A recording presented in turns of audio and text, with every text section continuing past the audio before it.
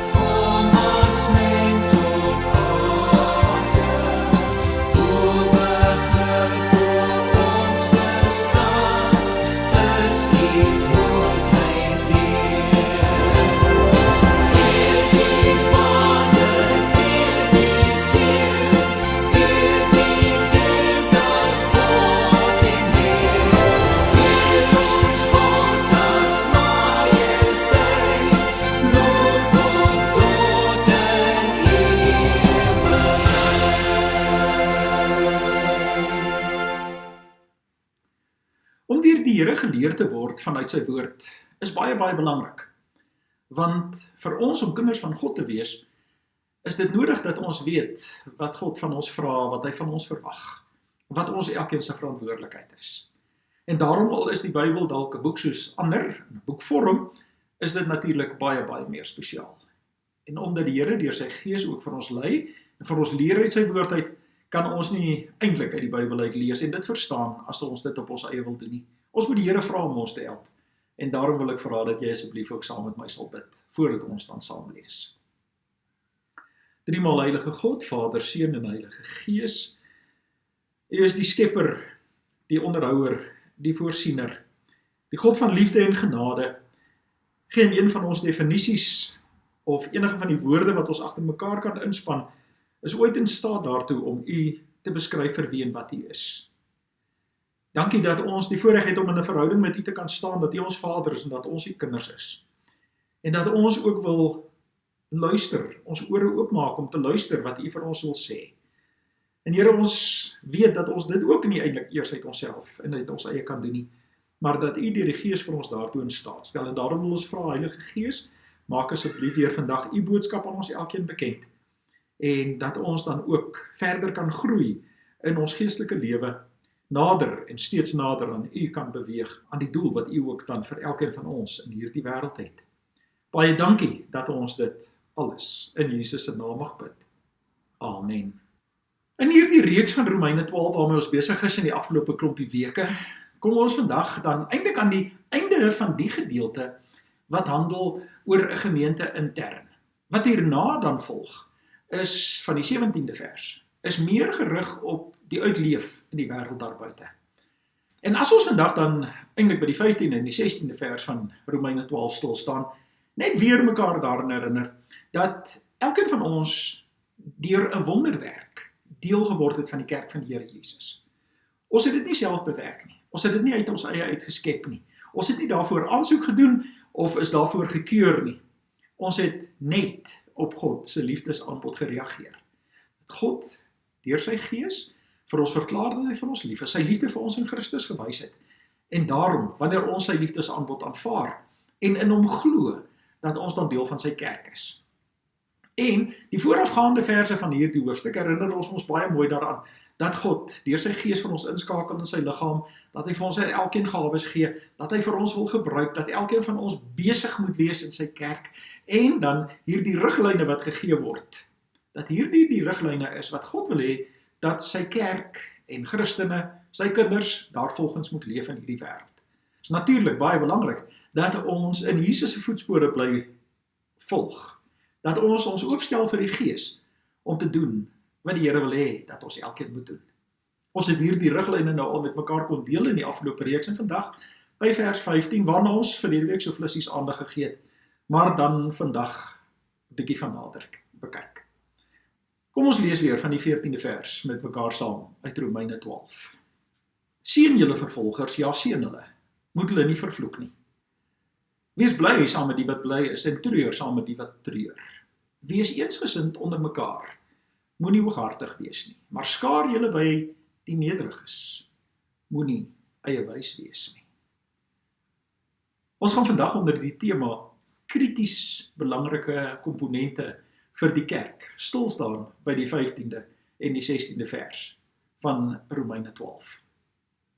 En as ons weer eens besef dat ons deel van die kerk van die Here Jesus is, dan weet ons dat ons op 'n besondere manier ook dan aan God gebind is, maar ook aan mekaar. En ons kon dit ook al beklemtoon, en dit is dat hoe nader mense aan God beweeg, hoe nader beweeg hy ook aan ander mense.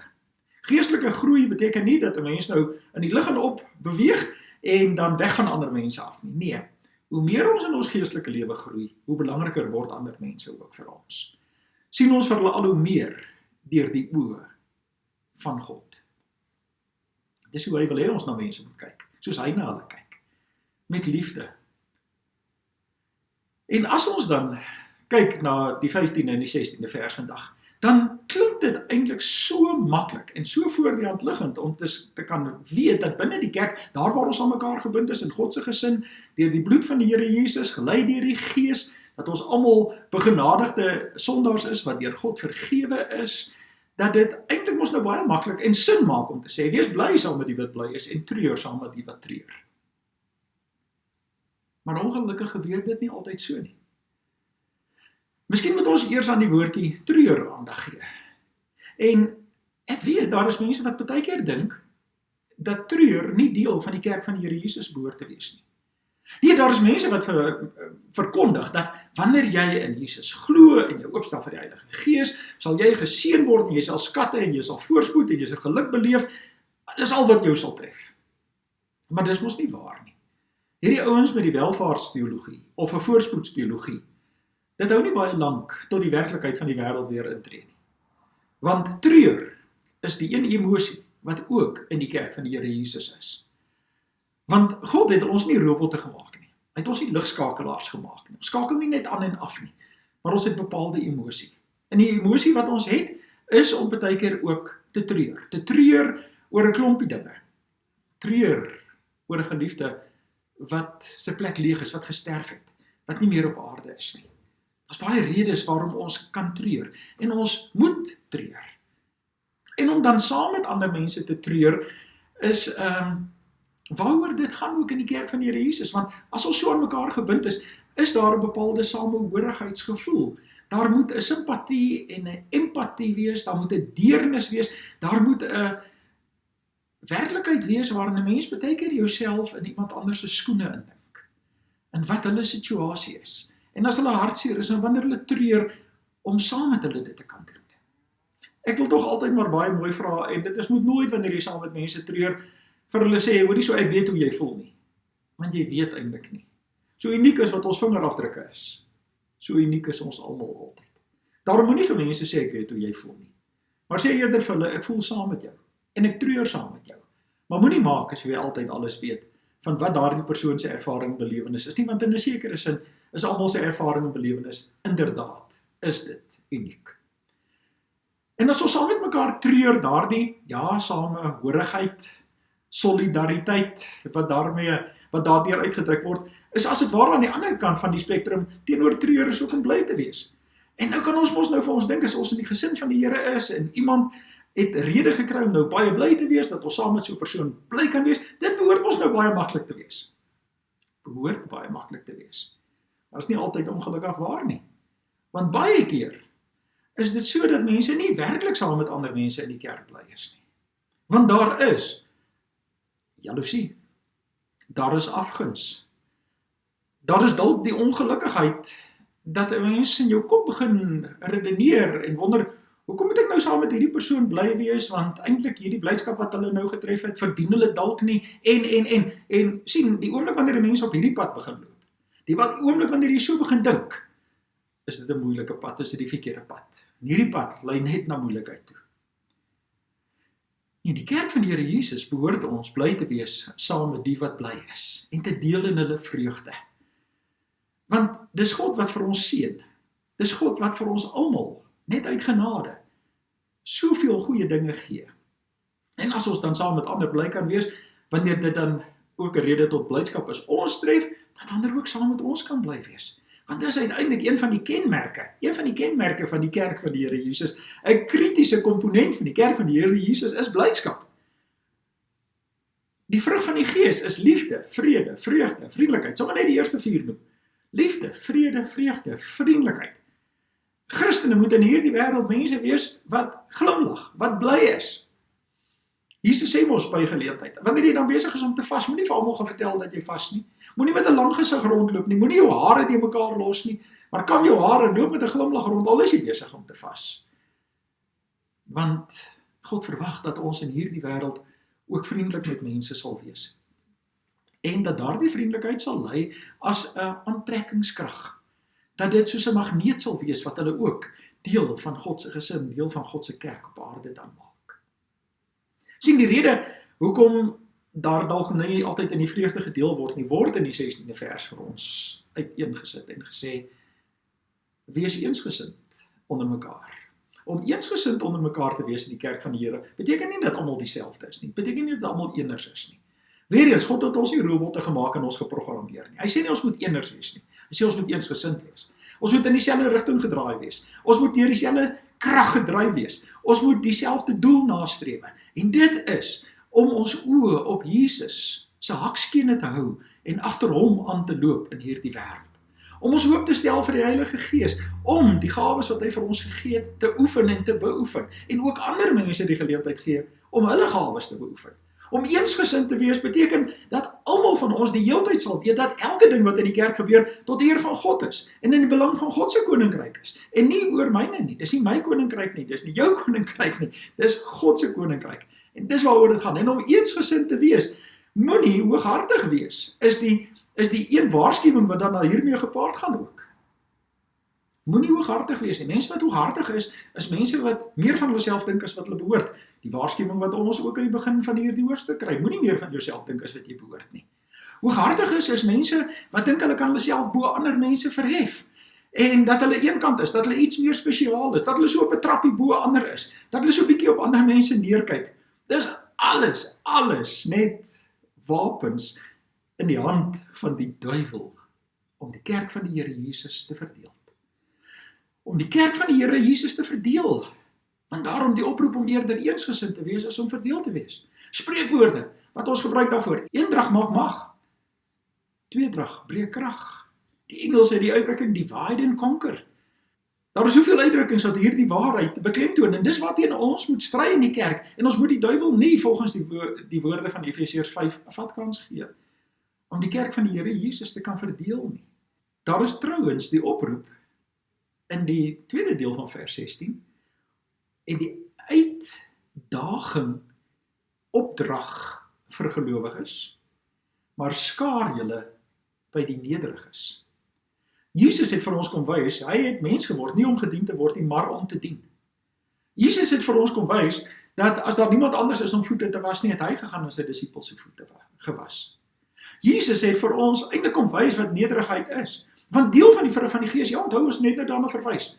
Liefde, vrede, vreugde, vriendelikheid, geduld, getrouheid, goedhartigheid, nederigheid en selfbeheersing. Hierdie 9 eienskappe wat die vrug van die Gees is. Wat elkeen van ons in hierdie lewe en in hierdie wêreld behoort te vertoon. Nederigheid. Skaar jou by die nederiges. En ek hoef nie eers vandag te veel daarop in te gaan om te sê, waar is die nederiges? Ons kry dit baie keer, daar een kant is hierdie mense maar baie keer alleen. Hierdie eksklusiewe groepies en waar jy nou in is by wie, wat, waar en in wie se groep jy nou behoort, of dit nou WhatsApp is en of dit op Instagram en ek weet nie wie alles anders is nie. Maar skaar julle by die nederiges. Die nederiges is mense wat nie te veel van hulle self dink nie. Nederiges is mense wat na die voorbeeld van die nederige Jesus in hierdie wêreld ook moet leef en moet optree.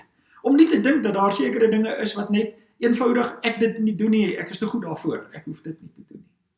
Nee, die nederiges is regtig waar mense wat weet en weer eens besef dat hulle van God afhanklik is. Wat nie ander mense afstoot deur hulle meewaardigheid nie, deur hulle hoëwaardigheid, deur hulle selfverheffing, deurdat hulle te veel van hulle self dink nie. Nee. En ook dan die laaste punt van hierdie vers is, moenie eie wys wees nie. Sien, daar is mos mense in hierdie wêreld wat dink daar's net twee kante van 'n saak. Die verkeerde kant en hulle kant. Hulle is altyd reg. Niemand is ooit altyd reg. Niemand in hierdie wêreld weet altyd alles nie. Moenie eie wys wees nie, beteken eerder dat ons in die kerk weer eens mekaar daarin herinner, dat wanneer God deur sy Gees in ons almal woon, en dat hy vir ons almal gawes gegee het, dat ons almal mekaar nodig het, om ook steeds te kan leer. Om steeds te kan leer, maak nie saak hoe oud jy is nie, om nog steeds te kan leer. En laat my regtig waar dink aan Sokrates. Sokrates was die Griekse filosoof gewees, baie jare gelede. Wat het Sokrates gesê? Sokrates het onder andere gesê, ek is die slimste mens, omdat ek weet dat ek nie weet nie. Ek is die slimste mens, omdat ek weet dat ek nie weet nie. Selfs die wyse Sokrates het erken dat hy nog altyd ergens iets kan leer, en dat dit nodig is. En om eie wys te wees beteken dat 'n mens dink, alles moet net op my manier gedoen word. Ek het die antwoorde vir alles. Ek staan sentraal, ek het die oplossings vir alles. Nee, dit is eenvoudig nie so. Ons almal het al ontdek dat dit nie so werk nie. Die lekker in die kerk van die Here Jesus is dat ons vir mekaar gegees, dat ons saam kan werk, dat ons mekaar kan aanvul, dat ons mekaar kan komplementeer, dat ons mekaar se hande kan vat en saam 'n verskil kan maak, ook in hierdie wêreld. Ek weet ons is nou ingeperk, maar ons het nog baie ruimte en ons het nog baie geleenthede. En daarom is dit so belangrik dat ons dan ook sal weet, wanneer die bande binne die kerk, binne die gemeente dan sterk is, soos wat hierdie riglyne bepaal, tot hier in die 16de vers van hierdie hoofstuk, dat ons dan vir mekaar kan sê, ons moet 'n verskil in die wêreld gaan maak. En weer, die pragtige beelde wat Jesus gebruik is, om sout, suurdeeg en om lig vir die wêreld te wees in hierdie wêreld. Daarom dan ook, kom ons wys, dat ons bly kan wees saam met die wat bly is, en treur saam met die wat treur. Dat ons eensgesind is in hierdie wêreld, dat ons skaar by die nederiges, dat selfverheffing nie 'n plek in die kerk van die Here Jesus het nie. En dat ons nooit sal maak as vir ons altyd alles van alles weet nie. Want die Here God is die God wat vir ons lei, waar ons ook by mekaar kan leer, mekaar kan hande vat en 'n verskil in hierdie wêreld kan maak. Ek dink nie dis nodig om te beklemtoon vandag dat hierdie wêreld regtig 'n groot verskil nou nodig het nie. Ons lees van ongelukkigheid, van bedrog, van diefstal, van korrupsie, van 'n klomp dinge in hierdie wêreld. Die bose sal floreer as goeie mense nie goeie dinge doen nie. Die bose sal floreer as die goeie mense nie baie goeie dinge doen nie. En daarom hierdie riglyne wat ons dan kry, om sterk te staan as kerk van die Here Jesus, is om 'n verskil in hierdie wêreld te maak. Kom ons gaan doen dit ook. Want God lei vir ons deur sy Gees daartoe. Amen. Kom ons bid saam. Here, ons wil vir U baie dankie sê dat U vir ons saambind in U liggaam, in U kerk. Baie dankie dat ons weet dat ons mekaar nodig het en dat ons mekaar ook in hierdie lewe kan aanvul om te kan doen wat U wil hê dat ons dan ook moet doen. Nie een van ons het al die kennis en die wysheid nie, maar dankie dat ons ook weet dat ons met mekaar kan leer, maak nie saak hoe oud die ander persoon is, hoe jonk die ander persoon is nie. Ons almal kan nog steeds by mekaar leer. En as ons so besig is om te leer, en dankie dat U vir ons vergewe vir die foute wat ons maak, maar dat U in groot genade en geduld met ons elkeen voortgaan, om dan ook vir ons toe te rus, om as U kinders in hierdie wêreld tot U eer te kan lewe. Gebruik vir ons, asseblief. Ons bid vir ons kerk, ons bid vir die wêreld. Ons bid dat almal sal erken dat hulle van God, van U afhanklik is. En vir U so nodig het, dat niks en niemand in hierdie wêreld sonder U kan nie. En dankie dat ons dit alles in Jesus se naam van U mag bid. Amen. Kom ons antwoord die Here op sy woord wanneer ons die slotlied saam sing.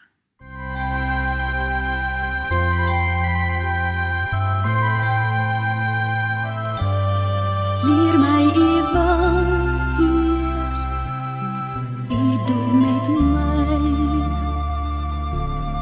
U pottebakker,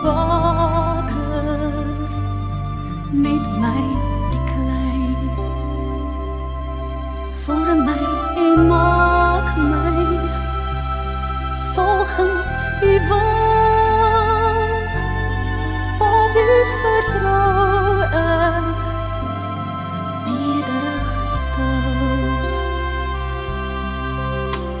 Wees stil en weet ek is die Heer. Ek spreek en wind en golwe bedaar. Ek sal op jou getrou bewaar. Leer my U wil, Heer, U plan met my, laat ek nie doelloos, nutteloos bly. Hou my erkentlik, Heer, in U werk. As ek dan swak is, maak U my sterk. Wees stil en weet ek is die Heer. Ek ken jou pyn, jou donkerste nag. Ek is by jou, ek gee jou krag. U gee U gawes, net soos U wil. Almal is diensbaar, elk met verskil. Vol met U Gees my, breekbare kruik, dat U my oral nuttig gebruik. Wees stil en weet, ek is die Heer. Bly waak en bid, vol hart en geloof. Ek is by jou, soos ek beloof.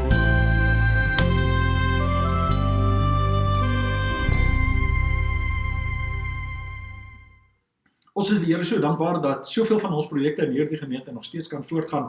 Dankie vir julle ondersteuning daarvan. In die lied wat hier naspeel, sal die kerk se bankbesonderhede wees, ook net so 'n foto of 2 van hierdie projekte. En aan die Here en net aan hom al die eer, dat ons dan ook kan weet, dat hy die God is wat vir ons so ryklik seën, ons so ryklik seën, sodat ons ander ook tot seën kan wees. En so seën hy ons vandag, en hy sê vir ons, dat ons kan weet, dat die genade van die Here Jesus Christus, en die liefde van God die Vader, die wonderwerking van die Heilige Gees met ons elkeen sal wees en bly, tot ons Here en Koning ons eendag weer kom haal. Amen.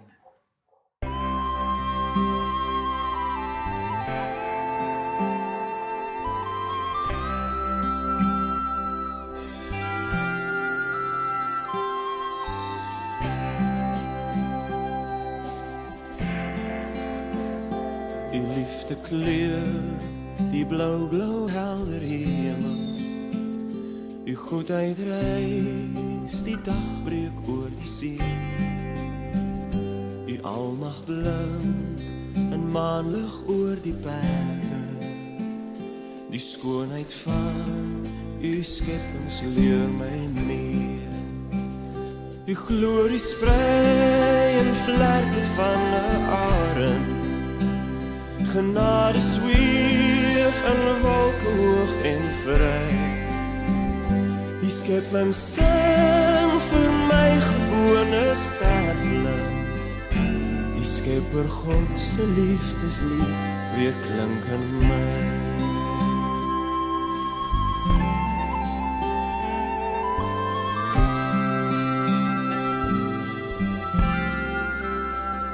Ek sien die kruis, ek volg u spoor na Golgotha. Ek sien die kroon, die torens wat u dra. Ek kniel hier neer, om nederig en dankbaar vergifnis vir my sondeskuld te vra. Ek ken die kruis, ek ken die man van smarte. Ek voel die pyn, u liefdesbloed bevry. En van die kruis, oud koppie suig die note. Die lam van God se liefdeslied weer klink in my. Wat is die mens dat u oor hom so glimlag? En wie is ek dat u vir my so kom? Hoe groot die liefde, grenslose genade. Die lam van God se liefdeslied weer klink in my. Hoe groot die liefde, grenslose genade. Die lam van God se liefdeslied weer klink in my. Van krib tot kruis weer klink u liefdeslied vir